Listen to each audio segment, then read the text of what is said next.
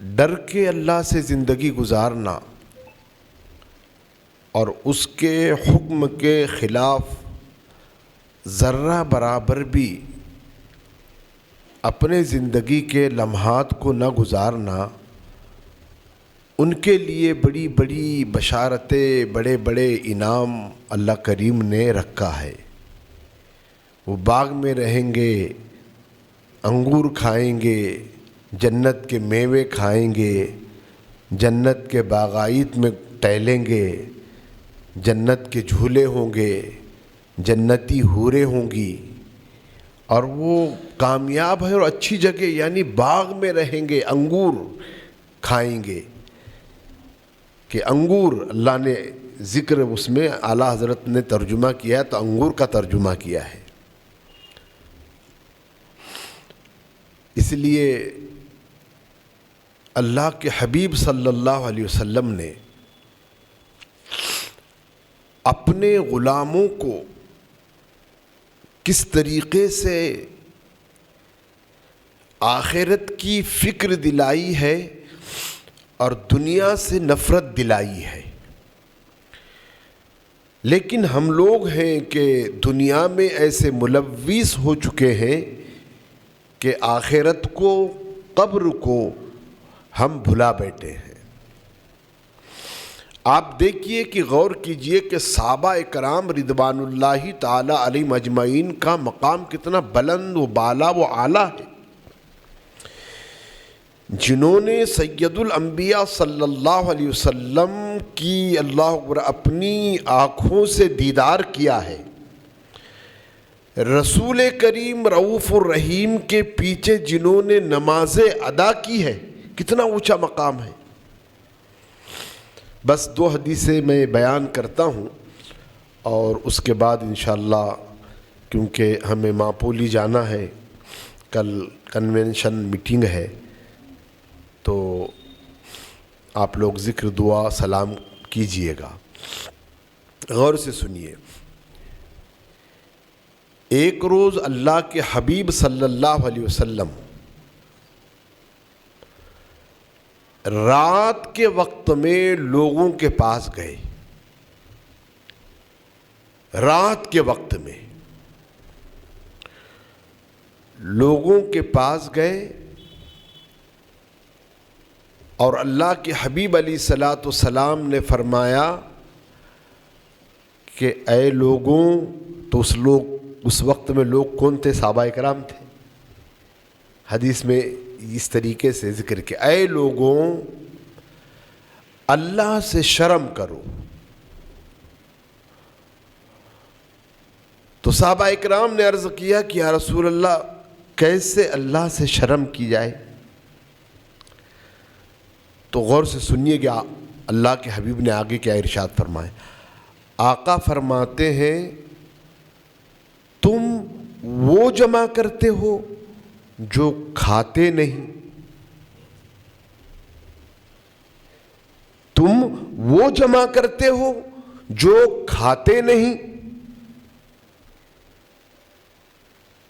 یعنی کہ انسان زندگی میں کتنا کھا سکتا ہے، مگر بغیر کھائے ہوئے بھی وہ جمع پونجی کرنے کی کوشش کرتا ہے اور اسی فکر میں لگا رہتا ہے۔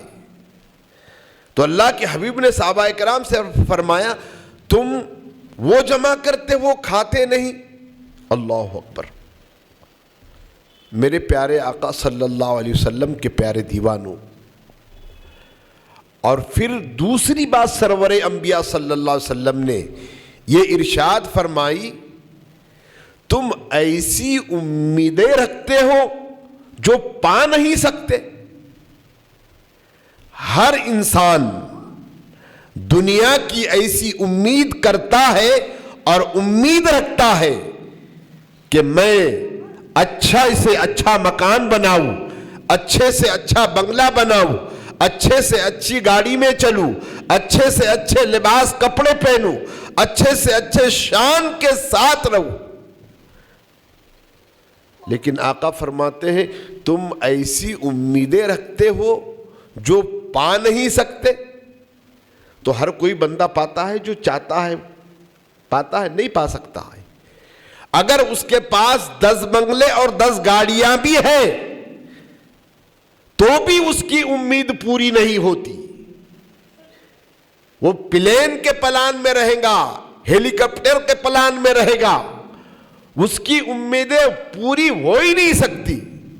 اس لیے اللہ کے حبیب نے فرمایا کہ تم وہ امیدیں رکھتے ہو جو پا نہیں سکتے.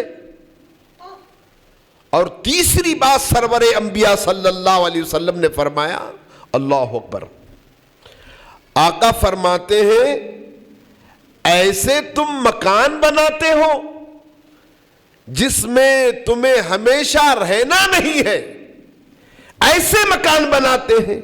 انسان ایسے ہی مکان بنانے کے لیے جس میں ہمیشہ نہیں رہنا ہے, دنیا کا مال و زر جمع کرنے کے لیے جو ہمیشہ اس کے کام میں چیزیں آنے والی نہیں ہے.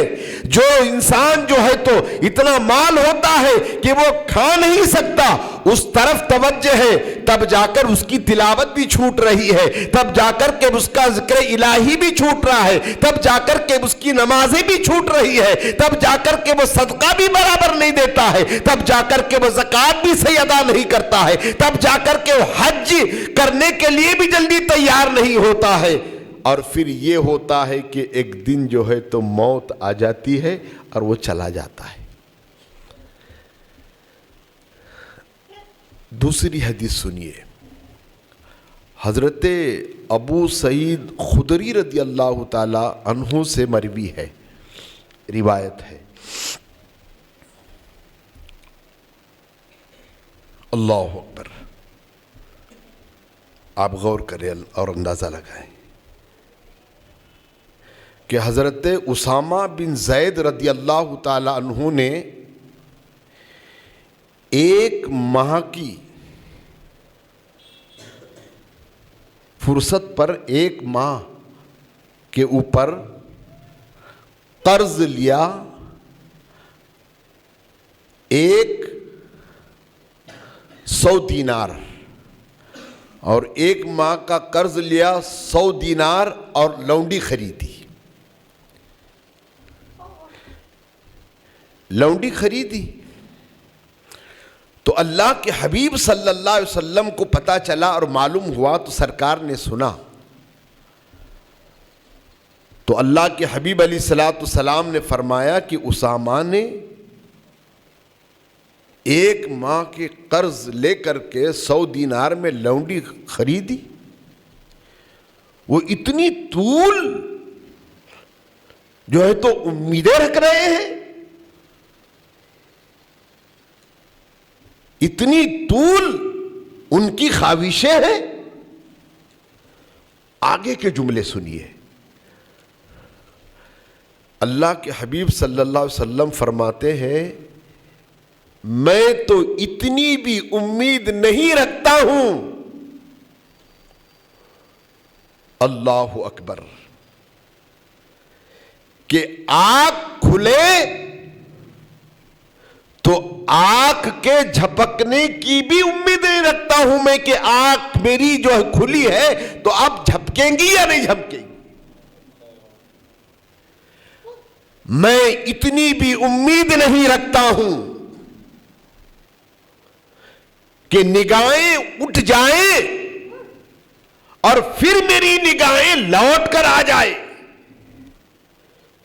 تیسرا جملہ سرکار ارشاد فرماتے ہیں کہ میں اتنی بھی امید نہیں رکھتا ہوں کہ منہ میں لقمہ ڈالوں اور اسے چبا لوں. آگے سرکار فرماتے ہیں رب ذوالجلال کی قسم جس کے قبض قدرت میں میری جان ہے, تمہیں ایک دن موت آ کر پا لیں گی اور موت آنا ہی ہے.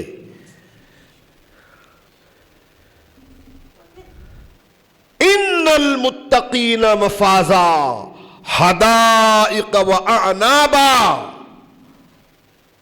ڈر والوں کے لیے کامیابی والی جگہ ہے, باغ ہے, انگور ہے, اللہ سے ڈرنے والوں کے لیے۔ اللہ اکبر۔ تیسری حدیث پاک سنیے اور میں تقریر اپنی پوری کرتا ہوں۔ اللہ کے حبیب صلی اللہ علیہ وسلم نے ایک روز 3 لکڑیاں لی اور 3 لکڑیاں لینے کے بعد سرکار صلی اللہ علیہ وسلم نے ایک لکڑی اپنے سامنے گاڑی اور ایک لکڑی اپنے پہلو میں گاڑی اور ایک لکڑی دور گاڑی، اور صحابہ کرام سے سرکار نے فرمایا جانتے ہو یہ کیا ہے؟ سرکار کی حکمتیں اور مثالیں بھی بے مثال تھی نا، بے مثال تھی۔ وہ اللہ کے محبوب اور اللہ کے نبی اور اللہ کے پیغمبر اور اللہ کے رسول بے مثال ہیں، کوئی مثال ہی نہیں ہے آقا کی، تو آپ کی مثالیں بھی بے مثال تھی، آپ کی حکمتیں بھی بے مثال تھی۔ اللہ اکبر۔ اب صحابہ کرام دیکھ رہے ہیں کہ سرکار نے 3 لکڑیاں گاڑی اور سرکار پوچھ رہے ہیں یہ جانتے وہ کیا ہے؟ تو صحابہ نے عرض کیا اللہ جانے، اللہ کا رسول جانے۔ تو سرکار فرماتے ہیں یہ جو میرے سامنے میں نے لکڑی گاڑی ہے یہ آدمی ہے، یہ انسان ہے، اور میرے پہلو میں جو میں نے لکڑی گاڑی ہے وہ موت ہے، اور میں نے جو دور لکڑی گاڑی ہے وہ انسان کی امیدیں ہے۔ یعنی لمبی دور جو لکڑی گاڑی تھی، سرکار نے فرمایا سامنے جو لکڑی ہے یہ انسان ہے، آدمی ہے، پہلو میں جو لکڑی ہے یہ موت ہے، اور دور جو لکڑی میں نے گاڑی ہے یہ انسان کی دنیا سے لگی ہوئی امیدیں ہیں، اور پھر یہ ہوگا کہ وہ امیدوں کے طرف چلے گا تو چلتے چلتے امید تک پہنچے تک ہی اسے موت آ کر گھیر لے گی۔ تو میرے پیارے آقا کے پیارے دیوانوں، ہم اپنے آپ پر بھی رحم کرتے رہے اور اپنے ساتھیوں پر بھی رحم کرتے رہیں، گھر والوں پر بھی رحم کرتے رہیں، اور آخرت کی زیادہ فکر دلاتے رہیں، تو انشاءاللہ تبارک و تعالی آپ کو میرے دوستو اس کا اجر دونے جو ہمیں اللہ عطا کرے گا۔ حضرت سیدنا آدم علی نبینا علیہ الصلاۃ والتسلیم نے حضرت سیدنا شیث علیہ السلام کو 5 چیزوں کی وصیت کی، اس میں سے صرف ایک میں سنا دیتا ہوں، پھر 4 انشاءاللہ تعالی اللہ زندگی رکھے گا تو آتے ہفتے سناؤں گا۔ اور کیا فرمایا حضرت آدم علیہ نبینا علیہ الصلاۃ والتسلیم نے کہ شیث علیہ السلام سے وصیت کی اور فرمایا کہ یہ 5 چیزیں تم اپنی اولاد کو بھی سنانا، اپنی اولاد کو بھی یہ 5 چیزوں کی وصیت کرنا۔ اور پھر آپ فرماتے ہیں نمبر 1، عارضی دنیا پر مطمئن نہ ہونا۔